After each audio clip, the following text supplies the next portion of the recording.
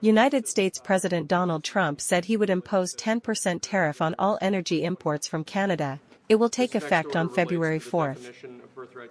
Today, the United States informed us they will be imposing 25% tariffs on Canadian exports to the United States and 10% on Canadian energy. A decision that, should they elect to proceed with, should take effect on Tuesday, February 4th.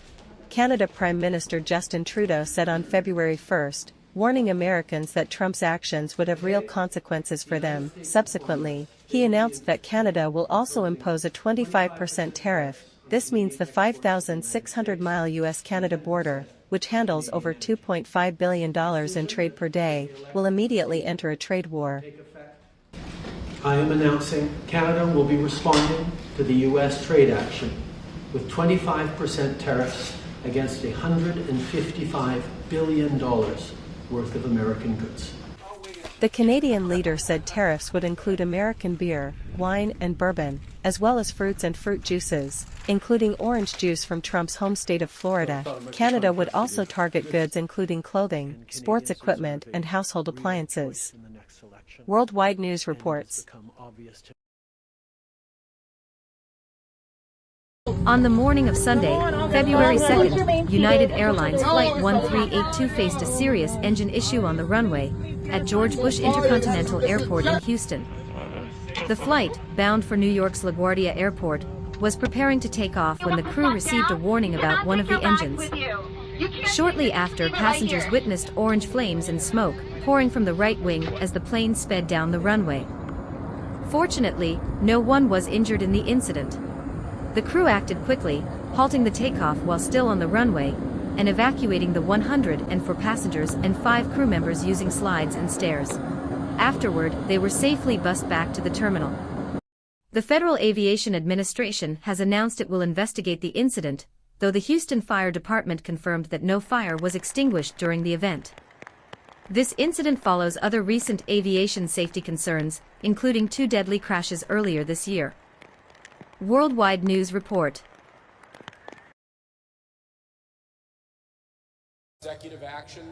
U.S. President Donald Trump signed an order on February 1st, imposing hefty new tariffs of 25% on goods from Mexico and Canada and 10% on imports from China. An analyst said, this may lead to trade wars and rising costs across the globe. I would say the world entering into a period of high uncertainty.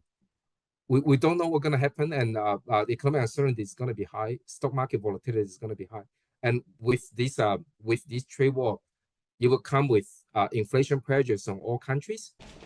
The trade tensions have already escalated, with Canada and Mexico retaliating to fight back with their own counter tariffs, sparking a potentially damaging trade war between the key economic partners. Also, the consumers will be the biggest victims. U.S. actually import a lot of goods in, for example, automobiles, consumer electronics, food, and energies from the trading partners, the 3 trading partners, right? So now the tariffs basically make those companies that import goods to the U.S. they need to pay additional tax, basically. And most likely, this additional tax will going to be passed to the consumers in the U.S., right?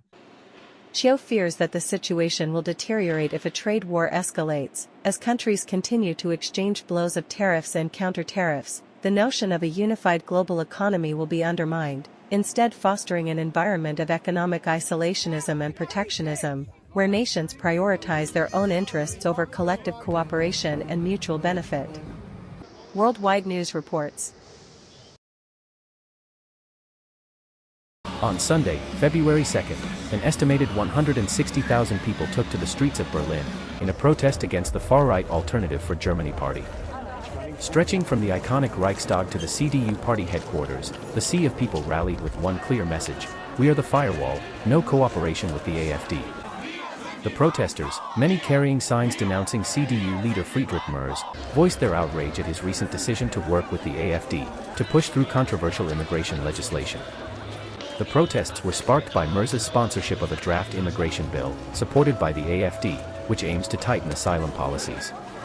The proposed law would limit family reunifications for refugees, and make it easier to refuse asylum seekers at the border. The move broke a long-standing political taboo in Germany, where mainstream parties have historically refused to work with the AfD, which is under surveillance by the country's security services. Many Germans were outraged by Merz's attempt to gain support from the far-right party. Weil ich es einfach unmöglich finde, was die CDU, speziell Herr Merz, vorhat. Und was mich auch sehr ärgert, ist, dass man ja schon in die Richtung gearbeitet hat mit der Ampel, dass man schon so und so viele zurückgeschickt hat und auch die Migration weniger geworden ist. Das finde ich wirklich unmöglich. Dass am Ende erben die noch, was die Ampel praktisch angeschoben hat. Ja. Despite pushing the bill in the Bundestag on Friday, Merz was unable to secure enough support, with some members of his own party rejecting it. Public opinion on immigration is divided, with polls showing that two-thirds of Germans support stricter immigration rules, but many are uneasy about the growing influence of the far-right. Protests also took place in other cities, including Hamburg, Stuttgart, signaling a nationwide movement against any far-right collaboration. Worldwide News Report.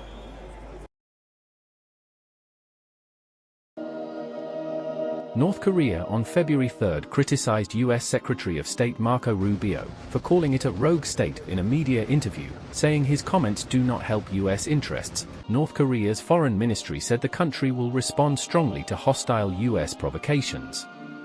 The ministry also condemned United States' new missile defense shield plan, saying that it makes it necessary for North Korea to strengthen its own military power. Trump last week signed an order that mandated a process to develop an American Iron Dome, a next-generation U.S. missile defense shield against ballistic, hypersonic, cruise missile and other forms of aerial attack. It is North Korea's first criticism of the Trump administration since President Donald Trump re-entered the White House on January 20th, which drew much attention, including from South Korea and Japan. Worldwide News reports. On Sunday, February 2nd, Panama City was rocked by protests as locals took to the streets, in response to the visit of U.S. top diplomat Marco Rubio. The protests were fueled by ongoing tensions over U.S. President Donald Trump's threats to retake control of the Panama Canal, a key waterway that was handed over to Panama in 1999. Protesters expressed anger at the U.S.'s stance, with some burning images of Trump and Rubio during the demonstration, criticizing the U.S. for threatening Panama's sovereignty. Quiere anexarse Canadá, quiere invadir México, quiere tomar el canal, quiere arrancar Groenlandia a Dinamarca. Quiere decir que Trump lo que está buscando es la tercera guerra mundial. Y los pueblos del mundo y los gobiernos del mundo están obligados a derrotar el delirio del emperador delirante norteamericano. Donald Trump ha enviado a su secretario de Estado para informarle al gobierno panameño que va a retomar el canal. No hay ninguna razón que lo justifique, solo la fuerza y la manera irracional en que se comporta.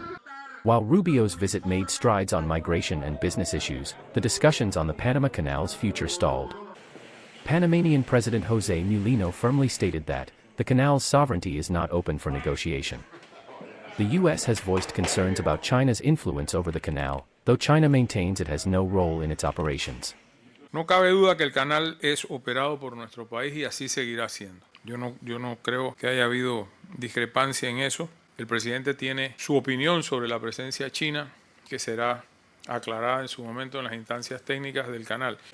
This tension comes as Trump threatens military action and economic restrictions in a dispute over the canal's operation, further straining relations. Rubio's visit marks an ongoing U.S. diplomatic push to engage Central America, but the canal issue remains a flashpoint. Worldwide News Report.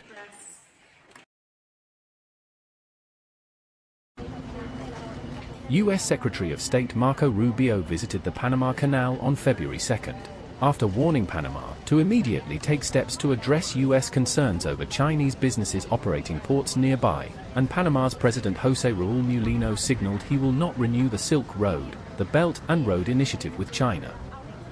El memorándum de entendimiento del año 2017 sobre la ruta de la seda, the Belt and Road Initiative, no será renovado por mi gobierno. Also, Mulino would review agreements involving China and Chinese businesses, and announced further cooperation with the U.S. on migration, but reiterated that his country's sovereignty over the world's second busiest waterway is not up for discussion. No cabe duda que el canal es operado por nuestro país y así seguirá siendo. Yo no creo que haya habido discrepancia en eso. El presidente tiene su opinión sobre la presencia china, que será aclarada en su momento en las instancias técnicas del canal. In remarks to reporters, Mulino suggested a possible expansion of an existing agreement with the United States from last July that could pave the way for direct deportations of non-Panamanian migrants who cross the Darien Gap jungle on Panama's southern border with Colombia. He insisted, however, that the U.S. government would need to cover the cost. Worldwide News reports.